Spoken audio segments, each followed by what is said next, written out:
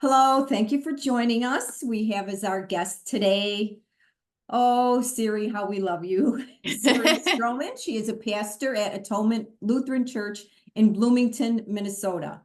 Hello, Siri. Hi, good to be here again. Thank you so much. Siri is a pastor, but she's a very non-traditional pastor, which is what we're all about on the show, is ways of finding, for women especially, to demonstrate their spirituality, examine their spirituality, research their spirituality outside of the confines of traditional patriarchal religion. And even though Siri is in a Lutheran religion, she is not at all traditional, or maybe she is for Lutheran, I don't know, but I was raised Catholic, and it's very outside the bounds of Catholicism, but that's a good thing. So anyway, so today I told Siri, I'm going to do my best here. I really want to talk about something that sounds really easy and that people talk about all the time. And that is, how do we love ourselves? And I hated when people say, I've been literally since I was 12 years old and my mother brought me to Alateen. I have been working on Mary, healing Mary. Where is God in my life? It's just been searching. And the biggest thing that you always hear people say, you have to love yourself first. You have to love yourself first. And we all nod. And honestly, most of my life, I would say, how the F do you do that? I'm trying so hard. I get my nails done. I do this. I go to these retreats. I go to the therapist. I do this. I do that. And I'm not saying all of that didn't have value. It did. I think it's like peeling the layers of an onion, but I'll tell you quite truthfully, it's very hard to say how other people feel in a lot of ways, simply because we don't really know what goes on inside a person. We see their media posts. We see, well, I was sobbing for 3 hours before I posted this photo of me and my dog and how happy we were. You know what I mean? So you can't really judge that. But I always thought, I shouldn't even say I just thought. So when I was in my 20s, I remember being at a therapist, and I'm sure I mentioned this to you before, Siri. And so we sat down and she's like, well, tell me about yourself. I have no idea what I said, honestly. Just my usual spiel when you first meet a therapist, blah, blah, blah. My dad was an alcoholic, but not a bad person. And my mom this, and my brothers and sisters, blah, blah, blah. I have no idea what I said, but I just know. Now, this is a therapist. Just took a deep breath and she went, my God, Mary, I've never met anyone that hated themselves as much as you do. And I was like, what did I say? Like I had no idea what I was saying that was so unusually self-hateful. Yeah.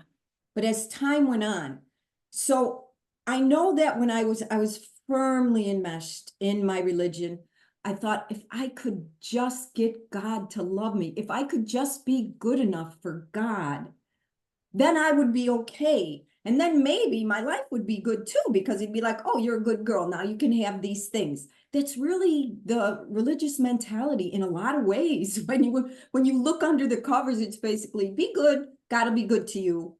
Be bad, you're gonna go to hell. Sometimes bad things happen to good people, but it's for your own good. So it's still good. It's just like all this stuff. I couldn't make heads or tails of it. And to be honest, it was a very deep, dark secret of mine. You would have never known. Blonde, small, cheerleader, gymnast, athlete, vice president of the class, all this stuff. And inside was a simmering cauldron of black self-hate. Yeah. I hid it so well. And the thing is, I didn't really take it out on people. I really tried to still be a good person, not fake, but because I wanted to be that, and I wasn't bad. And I just didn't know, why do I hate myself so much? Now, part of that is anyone who's grown up in a house with addictions and abuse. A lot of that had to do with childhood abuse. Of course, it's very hard to find solid footing when the people who are supposed to be protecting you are the people you need protection from. And there's nothing you can do about it when you're growing up as a child. You got to just adjust. And of course, you think it's you. You see these people being nice and normal to other people, maybe. could be distant relatives. There's so much sexual abuse in families nobody wants to talk about. So all these things as a kid, they just get in there and get all twisted up. And I think I was maybe more sensitive than others, because I have siblings that were like, that wasn't that big a deal, or I just thought everyone's family was crazy, so it didn't bother me that much. I took everything in, and it just fell right into my soul, the deepest places of me. And like I have a sister, I always loved her because she would say about the Catholic Church, they're nuts.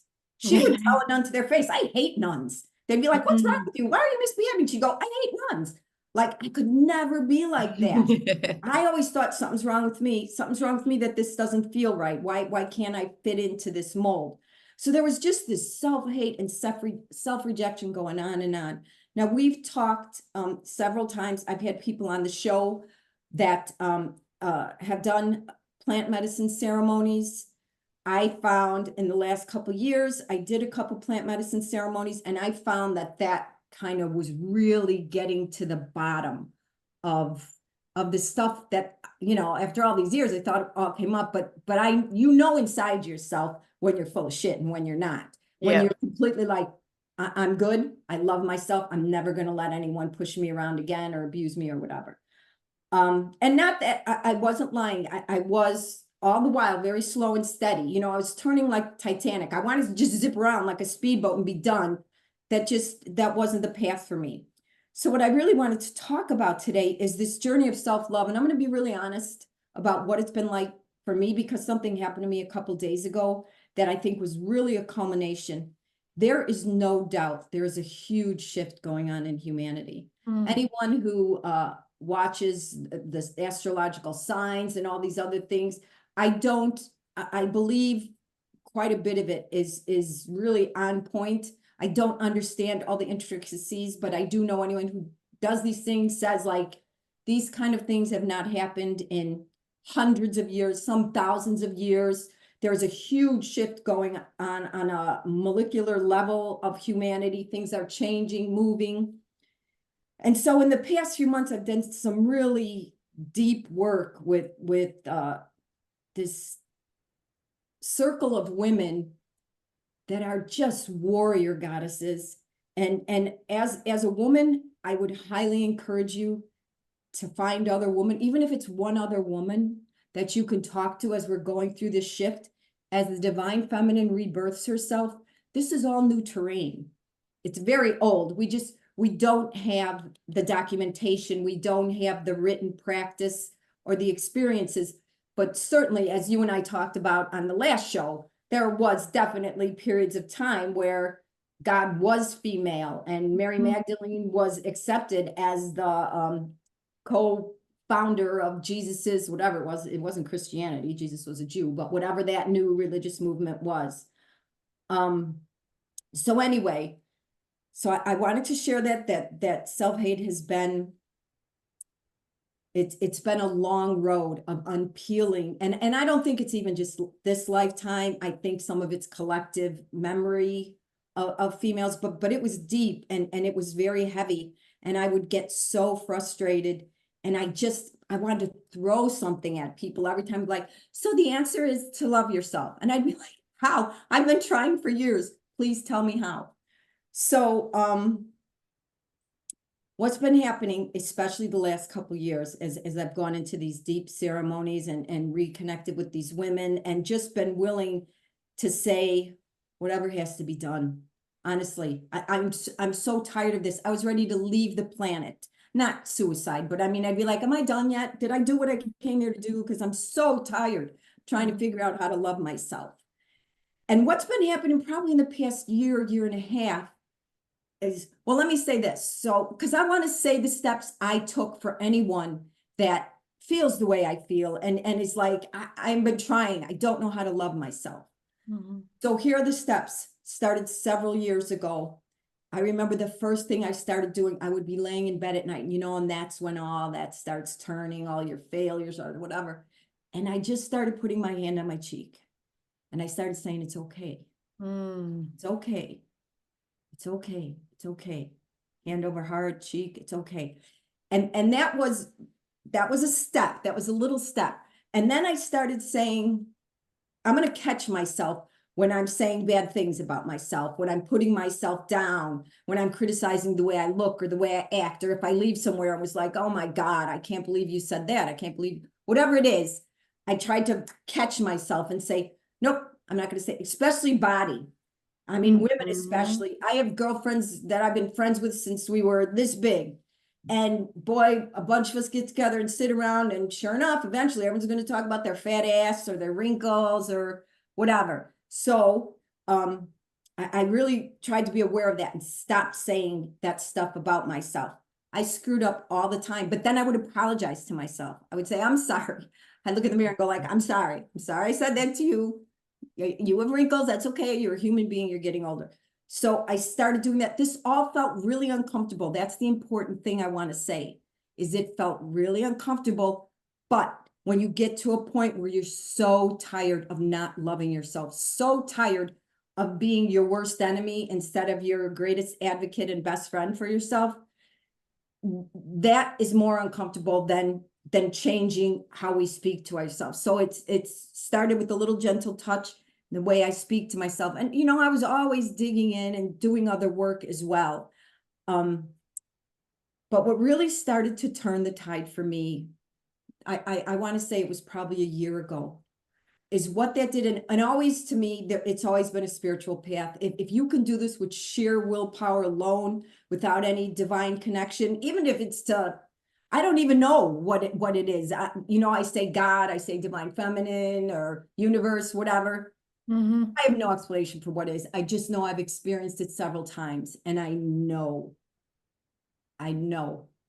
it's there. It's something, and it loves us beyond. You can't even describe it. You can't even describe. Religion is so, it's ridiculous the way religion describes God. Like, oh my God, please. That's man's description who wants to keep us under control. That has nothing to do with whatever this is. So anyway, what started happening a year or so ago was I started feeling compassion for myself. No, wait, first I got angry. I was like, are you kidding me? I've spent my life sacrificing, suffering, being a good girl because I thought there was a God in the sky that preferred that or would honor me for that or send me good things because I was such a good martyr and sacrificer. And I was like, what the, like, seriously, I was so mad. I mean, I'm not 20 anymore. So to have this realization, my kids are already raised. I had them young, but still, they're raised. It's like, what a waste.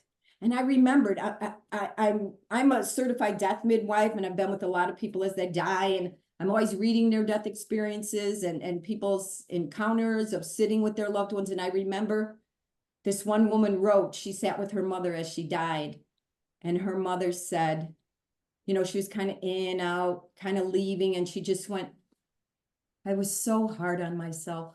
Wait, she goes, what a waste. Just Oh. like that, right? She at the end, and kind of that's where I was. I'm like, I know all this now after my kids are raised and my life's been lived and so many career decisions have been made. And it's like, oh, I was pissed. I was pissed, really pissed at the lies that we take as true and sacred. But then what started happening, this is probably the last 6-7 months, is compassion. Compassion started bubbling up. It's steps. I know, you know, we just want to leap and just be there like, I love myself. But when you buried all this trauma, which most of us have because we've set life up pretty messed up. So this compassion, and then like a really deep grief after the anger. There's that saying, I sat with my anger long enough for it to tell me it was actually grief. Yeah. And it was just grief for how I voluntarily sacrificed myself. And it became such a habit. And this is the part that's kind of embarrassing, is we almost become volunteer victims because we think it's sacred and holy. And that becomes our comfort level, is being a victim. martyring ourselves. And underneath it is this trained belief that this is somehow sacred and holy. And I had long been out of religion, but man, that stuff is deep. That stuff is deep. Yes. And life, just life in general, has picked that up. And, just do it, suck it up. And, just over and over, we're told that being tough and sacrificing ourselves is the way to go. And did you earn this? Look at them. Look what they have. This is bullshit. They didn't earn that. There's all that, like, you got to give something to get. So all this is ingrained in us. And I realize none of it's true. None of it's true. We are all as worthy of goodness and happiness and joy as anybody else. We don't have to earn it.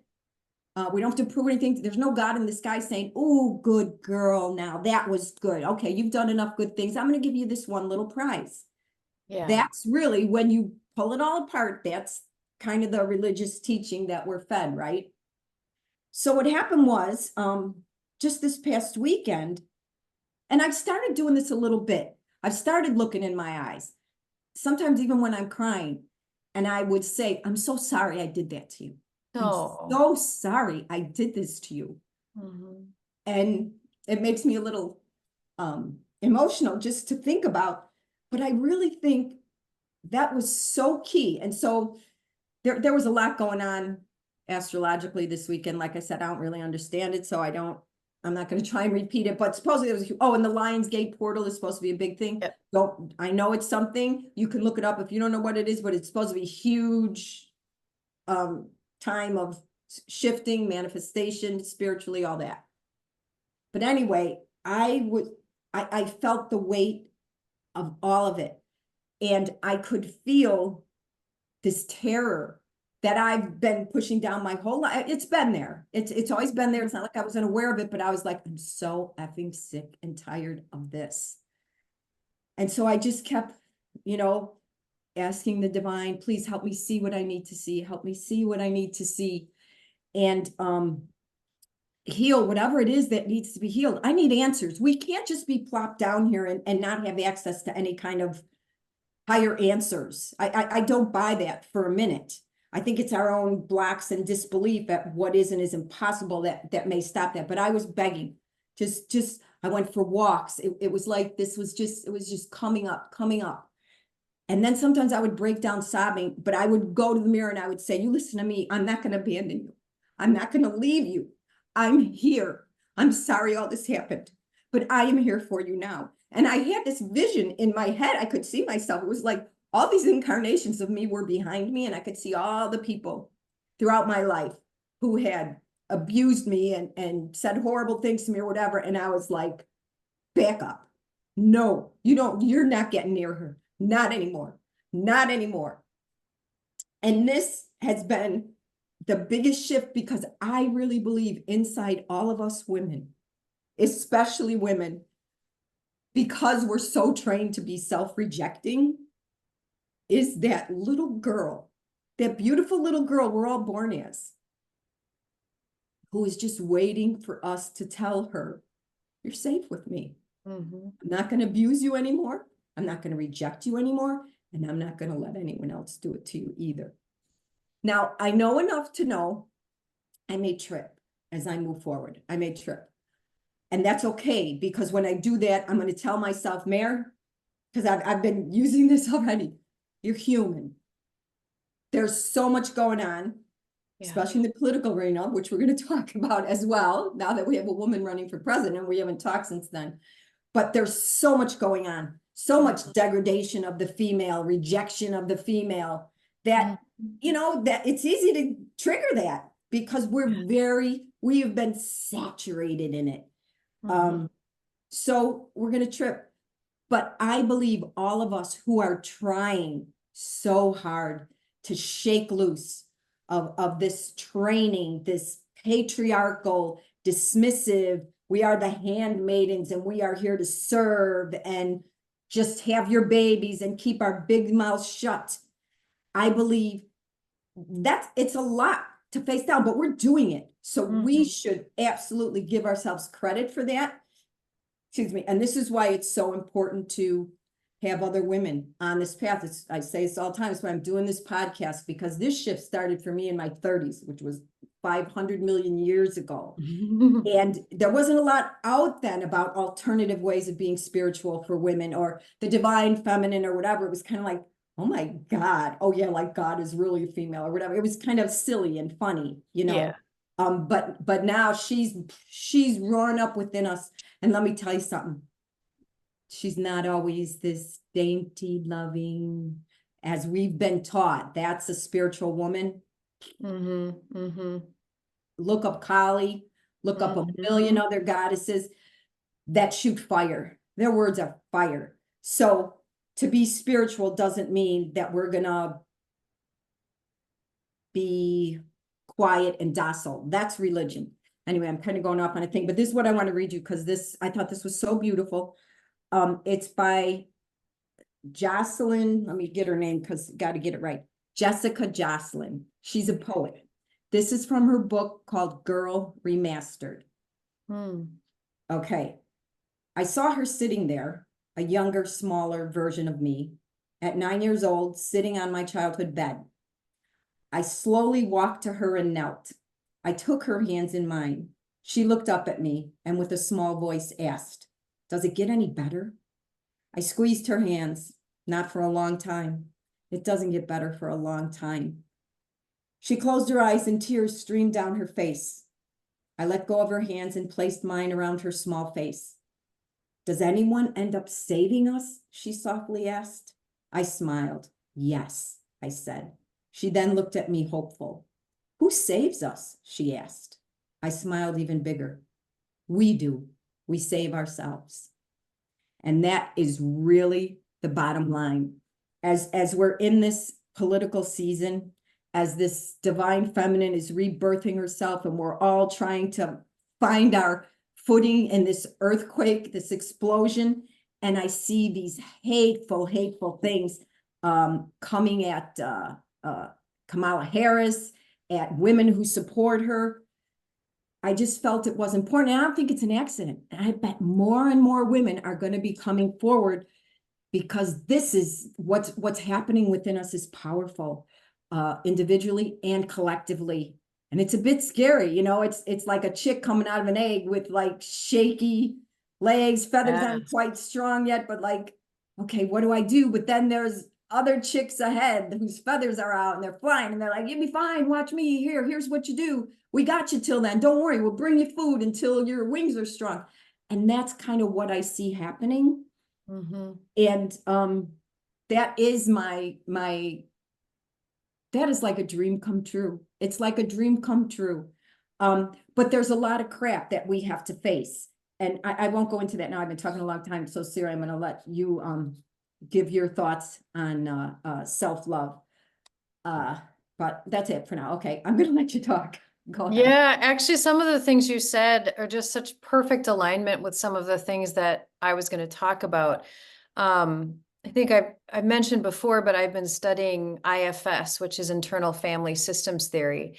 And this is a really powerful idea that, there isn't just a singular Siri in here, but there's actually multiple parts. And the reason why it sounds a little funny, but notice your own talking where like, you'll say, "Oh, part of me is really angry at him, but another part remembers that he's a good person," right?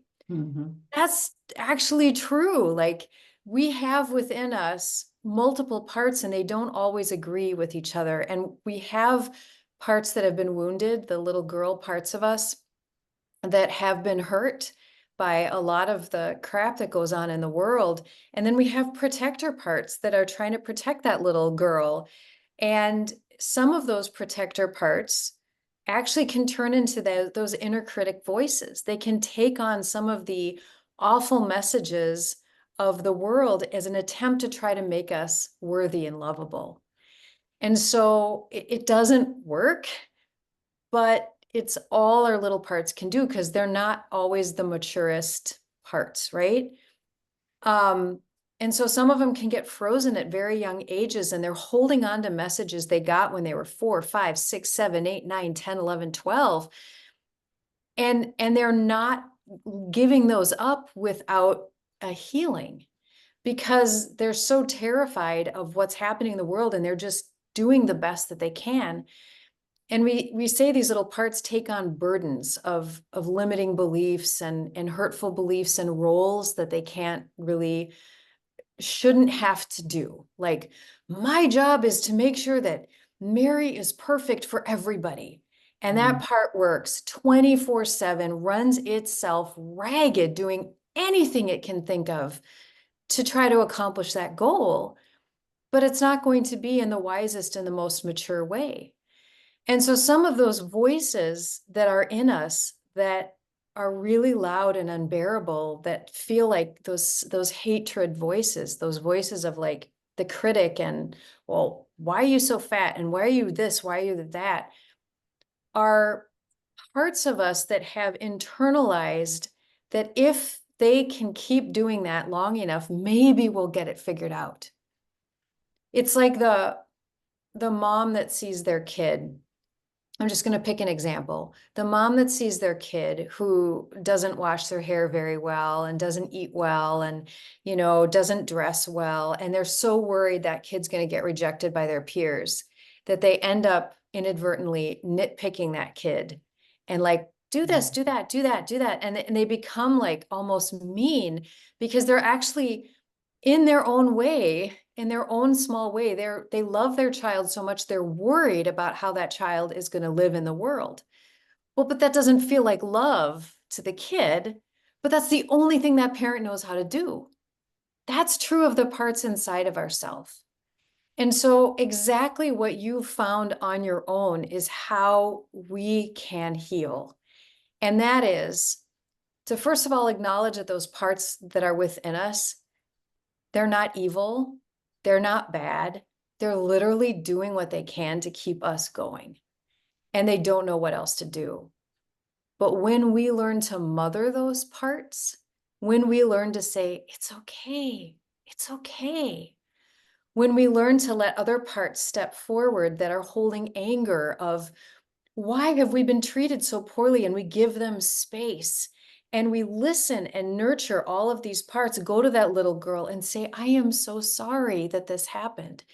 Exactly the things you've been doing. When we greet all of these parts and realize that they're all just, oh my gosh, overwhelmed and trying their best. We're creating more space within us for like that parent, that mother role, which actually in IFS is called the self, the big S self.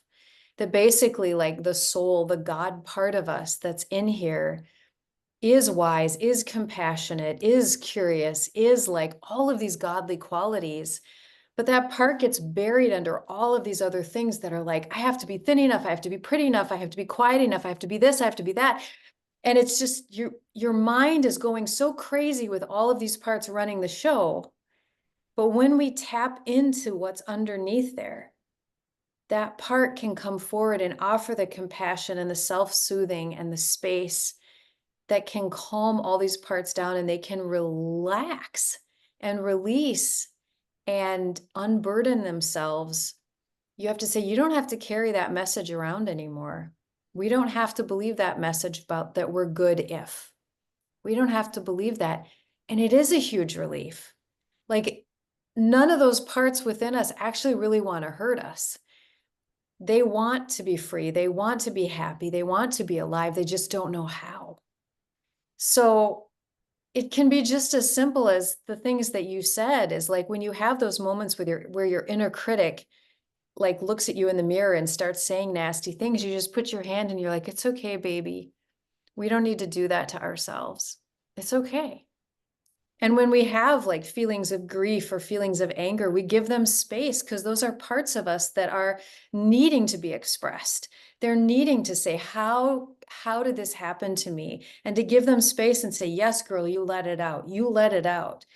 And in the process, our parts can heal and we can become more unified inside, which is what healing is. And to me, that's been really powerful. I've had some really powerful sessions with my spiritual director where, in one particular, I met a guide, which is applicable to this talk, I met a part of me who kind of looked like she belonged in the 16th century in a farmhouse, like in Norway. And she was she wouldn't even look me in the eye. She was very concerned that I was not living in a proper Christian way. Mm, She was worried that I was going too far, that I was, this, and this. And she had these really rigid, old-fashioned ideas of what Christianity meant and what you're supposed to believe and do and not do. And I just lovingly met her and we had a conversation. And I'm not going to say, like, usually it's not this rosy peach, like everyone's hugging each other at the end of the session. It takes time, but she was at least able to look me up in the eye and be curious about me. And as I was curious about her, but if I'd come to her and I'd been like, why are you holding me back?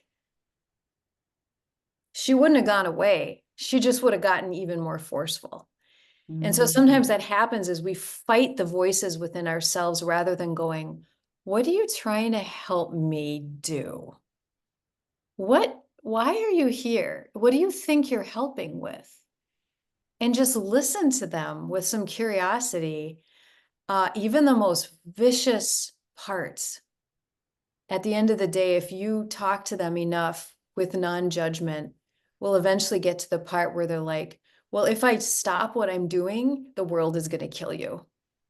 And you're like, oh, you think you're helping. Thank you. And also, there might be another way. Are you interested in hearing the other way?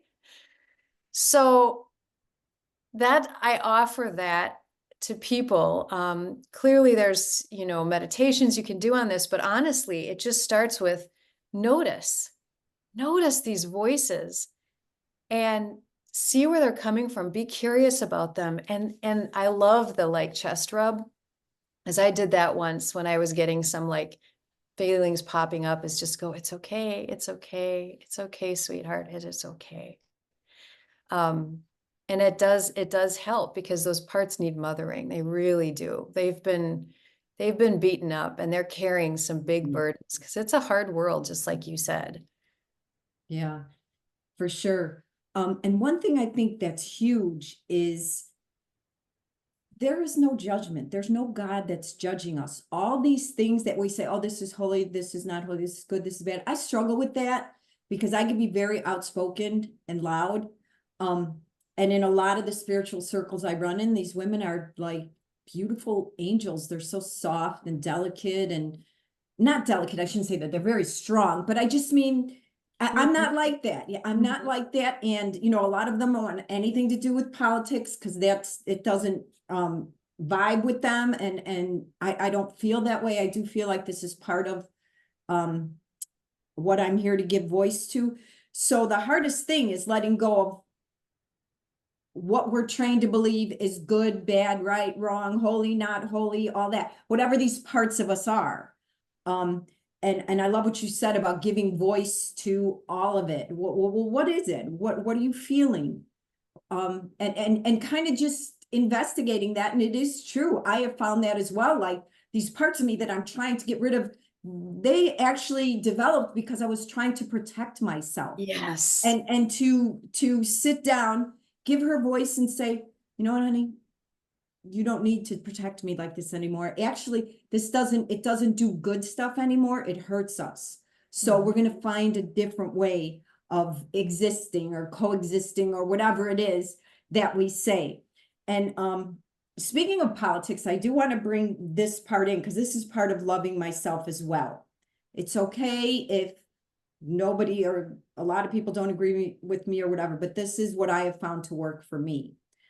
Um, I remove my energy, my time, my money from anyone and anything, whether it's an organization, a religion, whatever it is, that fosters the lie that I am a man's helpmate and I have a role which is not reduced. They always say that it's just as important. Shut up. Yeah, Stop with your right. bullshit, okay? Yeah, no. So I was very enmeshed in Catholicism. It's not like I said, now I'm going to not be, this evolution happens inside you where you look and go, wait a second. I'm giving my money, my time, teaching this. And even this Pope, who is a very much more progressive Pope than others have been, still flat out said women will never serve in the same capacity as men. Okay, now I'm done with you then. Yep. I'm done with you. If you don't think I'm as sacred as a man and I can serve as well, you don't get my time or my energy or my money or anything else anymore. That's self-loving to me. I'm not giving you part of me if you're as a person or organization tells me I'm lesser than. And I was put on this earth as a helpmate and as a baby incubator or whatever labels you put on. The same feelings, and I will go to my grave believing there is not a greater example of how normalized and conditioned women have become to accept their own sexual assaults and abuse than the fact that we not only had a president who was an admitted sexual predator, is now a convicted sexual predator, that 24 women allege, yes, what he said he does and more. He did more than that. 12 women have accused him of that. And he's never denied. He said it. He just said it was a joke, locker room talk, whatever. I don't know what locker rooms he's hanging out. But I get that a lot of men, because men have been very well trained to be the alpha males and blame women for their sexual assaults. But so many women, I know women personally, I've said this before, that were sexually assaulted through their own childhoods, very often by their own fathers, brothers, cousins, grandpas, uncles that support him. Yeah. Now, I see anybody, whether it's and there's comedians I like, actors I like, whoever it is, there's pretty viable allegations of abuse against them. Yeah, I'm done with you. Don't want to see your movies. You're not funny to me anymore, because when I see you, I see someone who abuses women. And I've said this many times, I'm going to say it again. So people who say, well, not that many women, or they're not all telling the truth. Here's some statistics for the people who actually keep track of this stuff. As they have done research over decades and decades of rape allegations of women against men, they found that between 98 and 95%, or wait, 98.5 and 95% or something like that are false. So between 95 and I can't remember, it's high. Okay, it's high. There's only like 2%, between 2 and 5% that are found to be lies, which means like 95% are the truth. Yes, as they investigate. But the common belief in the population is that 5% are true and 95% are lies, gold diggers, whatever. That's how conditioned we've been to accept our own abuse. Say this all the time. There's still places where there's honor killings, where a woman will be cast out or killed because she brought shame upon her family by being raped. Why do you think they're covering women in burqas, head to toe? Why do you think when girls go to school, they're like, cover your shoulders, cover your knees? This is really psycho that we're accepting that women are like prey for men and have to cover themselves up to not tempt them, rather than teaching men her body has nothing to do with you. It's her body. She can do with it what she wants. When there's a political party that tells me I'm not smart enough to make my own medical decisions, that I'm not equal to, that I see white man after white man after white man after one black man, white man after white man after. No, I am not going to give you my time or energy. When I see a political party raising up a man who is a known sexual predator, an admitted sexual predator, why would I give them my time, energy, and money? That's not helpful to me.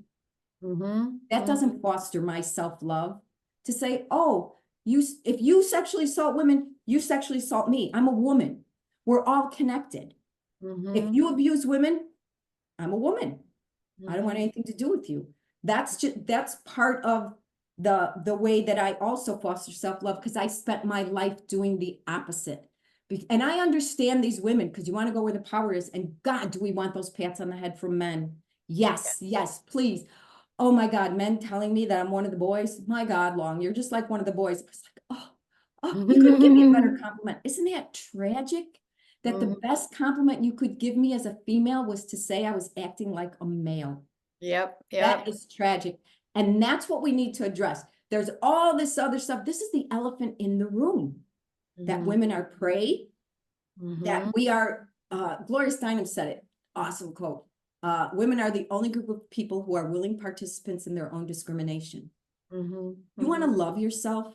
Stop giving your time, energy, support, and money to people and organizations and religions that keep fostering that belief that you're such a good little girl. Oh, aren't you the greatest helper? Oh, look at how you're serving humanity with your selflessness. I could barf every time I hear some. She is the most beautiful woman. She was the best mother. She never thought of herself. I know, that drives me nuts. Right? It drives me nuts. I hear that, and that's supposed to be a big compliment. And, it's interesting because I think that us getting in touch with our own sense um, of self and realizing, I think many of us are so used to, like you said, self-hatred or a level of anxiety or stress or like clamping down our voice that we don't even know what it truly feels like to be free and open. And our bodies can be really good teachers in this way. When we actually take some time to clue into our bodies, and part of what happens to both women and men through trauma is we actually leave our bodies and we're not super aware of what's happening in our body. So gently reconnecting with our body and starting to notice where we have tension, where we have pain, can be what's called a trailhead, where you start to follow it and investigate and talk with it and realize that there's parts of your body that are holding on to hurts and pains. And so your body can be a great vehicle to even see, like, how okay are you? If you know how they talk about like someone who's rigid, looks like they have a stick up their butt and they don't move. I mean, literally what's happening on an energetic basis is that all of their parts and their energy is so focused on that rigidity and that lack of flexibility, literally, because they're so terrified of it. And to think about like moving their body in a way is terrifying to those little parts inside. And so your body can be a really great way for you to check in and go, where do I have healing that needs to be done? I've had a lot of jaw pain and throat that would close on me when I was younger, and I still have some jaw pain because one of my literally life goals is to loosen up my throat chakra and really be able to speak for myself and to not be afraid.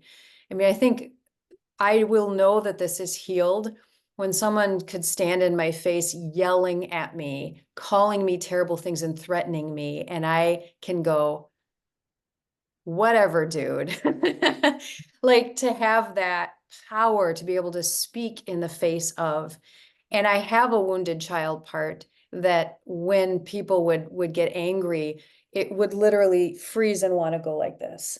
And I've met and talked with that little part, needs a lot of reassurance. We're not there yet, but there's some deep terror that I'm holding in my body that's like, if someone gets angry, it must be my fault. I must have done something wrong. When I realized that's what I was holding on to, that was the belief that my little girl was holding on to, that was shocking to me because logically I know that's not true. But that's what's been operating most of my life, that if someone gets upset and someone gets angry, surely they're not to blame. And so literally focusing in on these parts and like listening to what's feeling okay in my body. And literally, like, a couple of years ago, I started a practice of turning on music and like just dancing however my body wanted with as much fluidity and freedom as I could. Like that whole like dance like no one's watching type of thing. And it's to the point now where I don't care if people are watching, I'll still dance that way. And it's so freeing for me. But in the parts, you know, in moments where I would feel embarrassed or I would feel clamped up, it was such a good place for me to investigate and say, where do I need more self-love and compassion and courage and curiosity and what's going on? And if you look at the bodies of so many men and women all over the country, you're going to see we have so much trauma stored in there. We have so much that we're holding on to, so much rigidity and pain and everything that we're not okay. So it does make sense to me in some ways that there's such crazy stuff going on politically because people aren't okay. And so they're so easy to manipulate and to be, you know, fear and these messages can just grab hold of them. But for those listening, I would just say, like, just check in with yourself regularly. That will lead you to where you need to go. And then once you realize that you're participating in a system that is still causing trauma in your body, causing feelings of shame, guilt, fear, scarcity, at some point your system's not going to be able to stand it anymore. It's just going to start screaming and going, we need to get the hell out of here, because it will start to realize the worth that you are. And when you realize that you're too big for some of these small systems, because they really are just small. They're loud and shiny, but man, are they small. Mm-hmm. You made such a good point, because that's something I can't say I don't understand why people are attracted to this party that spews such hate and venom and division, us against them, us against them.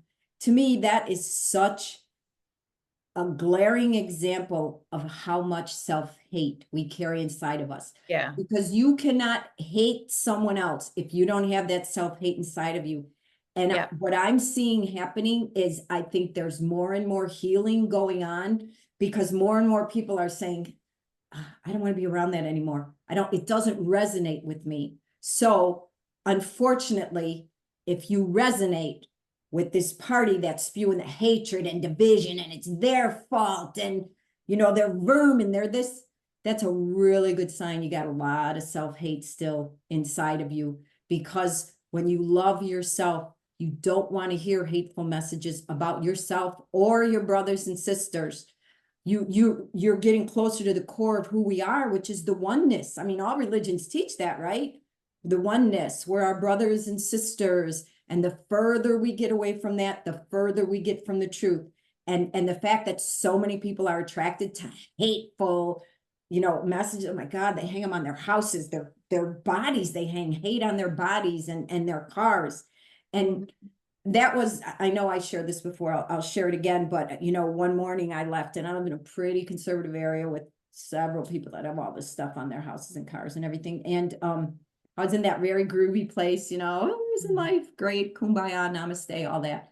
And as soon as I leave the house, I'm in my car and get behind a car with all that hate crap all over their car, you know, and I was like, mother, like, seriously, like, I don't know what to do. I don't know what to do surrounded by all this. And I just heard so clearly, they're in a lot of pain. Yeah. And that is so true. And I know all the angry people don't want to hear it. And these alpha males are like, don't be a liberal snowflake, but it's pain. It's all pain. And the way we've been taught to deal with our pain is to suck it up and get tough. That pain is too vulnerable.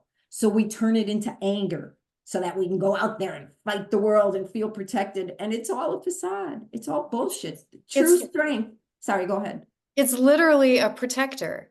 Like, Yeah. that's protector behavior. I mean, that's what's so beautiful about IFS is when you learn to tap into your true self, that's compassionate, courageous, calm, connected, clear. When you feel that, anything else, judgment, um, the ways we feel about other people that are anything other than kind of curious and calm, is a protector. And so many people are just running around this earth with a protector in charge, and they think they're so tough, but it literally just shows that they're protecting a very wounded inner child. Mhm. And they would be so horrified to hear that. But truly, honestly, the mark of a healed person, the mark of a mature person is that curiosity and calmness. And the last thing I'll just kind of say about this is kind of what you said. I am learning very much that the judgments I have about other people, the ways I get triggered by other people, has completely to do with what's going on in here. And it's always like if there are people that I see where I judge them, I'm like, ugh, blah, blah. I've got a person in here that needs attention, because we wouldn't be that nasty in our heads toward that if we weren't internalizing some awful message in here. And so it really is true. Like when you heal yourself, you just have nothing but more compassion and more flexibility for others. And then how much more does God have?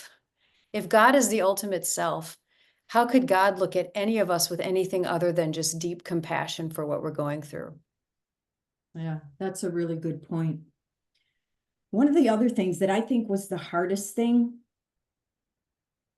was the shift in relationships, especially family relationships.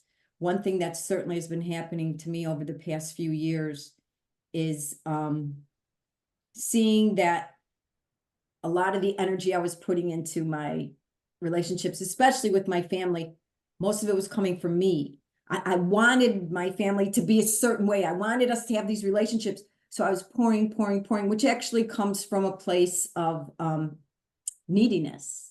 I Mhm. don't feel worthy of love, but I'm going to make myself needed so they'll need me. I mean, you don't know this stuff, right? And I do Right. obviously love my family, but I realized, and it's really been in the past couple of years, and that was hard. And trust me, tears have been shed, and sometimes still are, because I thought my family was this, and some things happened in my family, and they walked away from me without a backward glance. It was like, done with her, and I was like, oh my God, I would die without my family. I need my family so much. But I also see this as a beautiful part. And this happens on the journey to love ourselves. Of course, these old ways are going to fall away. And it is painful. And we cry over them. And maybe we grieve over them. But what comes after? It's like childbirth. Oh, it's nuts how hard it is. And then afterward, you're just like, oh, so worth it. So worth it because the love. And that's kind of what happens as we wade through these things. And the saying, I wish I could remember who said it. It's not mine, but I have been using this as a buoy to keep me from drowning for a long time, especially when it comes to my family. And that is, I will no longer make people a priority in my life if I am an afterthought in theirs. Yeah. And it was very stunning to me to see Mhm. what an afterthought. There's people in my family I haven't heard from in years, really. Since I started taking a look at this and stopped chasing and trying to put my family together the way I wanted this family to be, which really was for my own security, so I could feel lovable. I'm loved. Yeah. Look, I got this big family around me, when it was freaking exhausting me from putting all that energy into trying to make my family. I know they love me. I love them. I mean, it's not like this, but it's stunning to realize that a lot of our behaviors that are so in service or taking care of or whatever it is really come from a deep place of feeling unlovable in us. We need to be needed. We'll settle for being needed. And if we don't feel like we can be loved or we're lovable in and of ourselves, then we're going to create scenarios where we're needed and people need us. And oh God, realizing that it can be tough, but I'll tell you what, walking through these things, really seeing these things, whether you go out in the woods by yourself or sit in a bath and lock the door and plop the kids in front of the TV. It's not going to kill them to watch TV for half an hour, whatever it is.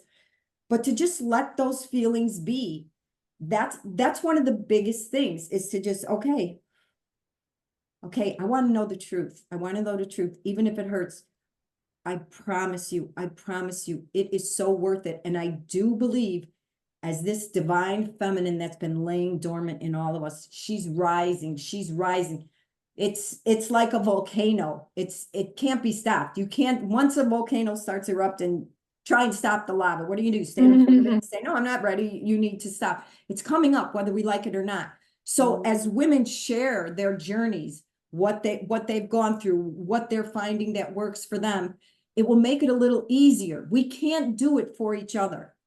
Our greatest lives, our greatest dreams come true are on the other side of that mountain of pain. There's no way around it. I had this discussion with someone. I actually have it with someone I see quite often. I'm like, you are not going to be the first person that can willpower your way through this. Yeah. The only way through it is to feel that crap. You Yeah. got to take the garbage out. You can't keep putting frosting on garbage. Looks good. Top. Oh, good. Isn't that delicious? Go underneath it. Garbage, disgusting. It's got to come out. It's got to come out. It is so worth it. It is beyond worth it. And I really do believe things are speeding up. I don't think it's going to take years and years and years like it's done with me, because I think everything's moving fast, and she's rebirthing, she's out, she's loose, and her power is beyond description. Her love is beyond description. And the other thing that's so important, and I always say this in when I do my daily inspirations that I put out, is I always say, be kind to yourself, because that's how it started with me. Just a little bit of kindness. If I wanted to sit and eat cookies and watch this movie because I love this movie, to say, you can do that. I'm not going to say you should be eating healthy. I'm not going to say you're wasting 2 hours. Does this make you feel good, honey? Does this give you a little break for a minute and just make you feel cozy and escape from all this in your head? Then you do it, because we're the ones that are like, get up and at them. I mean, how many people post, I laid in bed till 12:30, cried from 10 to 11, ate a bunch of shit I shouldn't eat. No, everyone posts like, I got up at 5 a.m. I worked out. You know what I mean? And it's all, none of that matters. It doesn't make any difference. We need to stop performing for ourselves and each other. We need to stop performing. It's a waste of our lives. Be who you are. Nobody's judging you. I promise you, if you don't believe that, go on YouTube and look up all the near-death experiences that these people have. Not one of them have ever said, I got to the other side and there was God, like, way to go. Man, did you screw up? Yes. It's just love, love. There's no judgment. The judgment came with religions and organizations who wanted to keep us small and controllable, keep money in their pockets and the power in their hands. That's it. None of that is true. And I say this, but it's been years of undoing that. And I don't want to make it seem like, oh, it's so easy, just believe it. You know, sometimes you go back and forth, and maybe not. Maybe I'm the one that just struggled with it. Maybe other people will see it and be like, yeah, I'm not going to believe that crap again. But there is I just want to say one other thing before we close. Okay, it's getting late. But it's not an accident that this political party that is so anti-women, which they don't think they are. We love women. We put them up on a pedestal and behind glass and dress them up very nice and whatever. Religion laid the groundwork for this. Religion laid the groundwork for women rejecting themselves and seeing themselves as helpmates and lesser than, and being exalted for allowing themselves to be trampled on and walked on and not really included in the mix, except for, you know, their sex and childbearing abilities. And it's not an accident. You know, I grew up in the church. Churches didn't talk about politics. Priests didn't get up there and talk about politics. It's not an accident that it's all getting intermingled now, because it's being exposed for what it is. It goes hand in hand. It's all about power and control, keeping us from remembering who we truly are. What did Jesus say? Ye are gods. What I have done, you can do. I don't see any Christian religions preaching that. They preach smallness, humbleness, little, except for the people running it, you know. Right. They're doing very well. Yeah. So anyway, that's my thing. I hope some of this is helpful, because my biggest goal with whatever I do in life, whether it's writing or whatever, I have such a desire to aid women in remembering who we really are, because I've been saying it for years. Women are going to save this world. We're going to heal this world, but we have to heal ourselves first. We can't take it all on at once. Start here. And then once you start clearing that out and the truth of who you are rises up, and that connection with that love and power and divinity, it's going to direct you where you need to go. You're not going to have to sit and ponder and figure it all out. Just focus on you. Focus on loving and accepting you. Catch yourself when you look in the mirror and go, Jesus Christ, how did this happen? You know, just when you do it, I still do it sometimes too. I'm like, oh, just this. Just go, oh, sorry. It's okay, honey. It's okay. Whatever. Yeah, it's okay. It's okay. When you want to sit, you want to eat cookies and watch a movie, do it. Do it without judgment, because eventually that'll pass. It'll pass. But if you keep judging it and being mean to yourself about what you weigh or how you look or how old or whatever, it's not going to go away.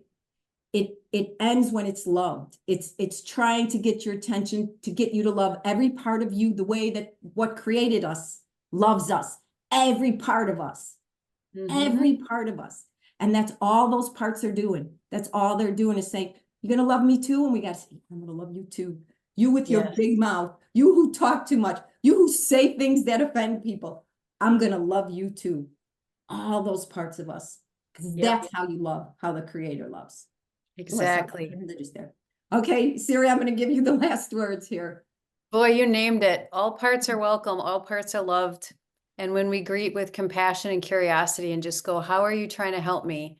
And listen to those voices that are sometimes warring in our heads and just give them space and give them love, things can really relax inside. Yeah. Okay, thanks very much. Before we go, Siri, how can people find out more about you? If you want to, I have a YouTube channel that's Siri Strommen. I also have a website, Siri Strommen, where you can check out more of my offerings. And it's SiriStrommen. You got it. All right. Yep. Thank you. Thank you, Siri. We'll see you next time. Sounds good.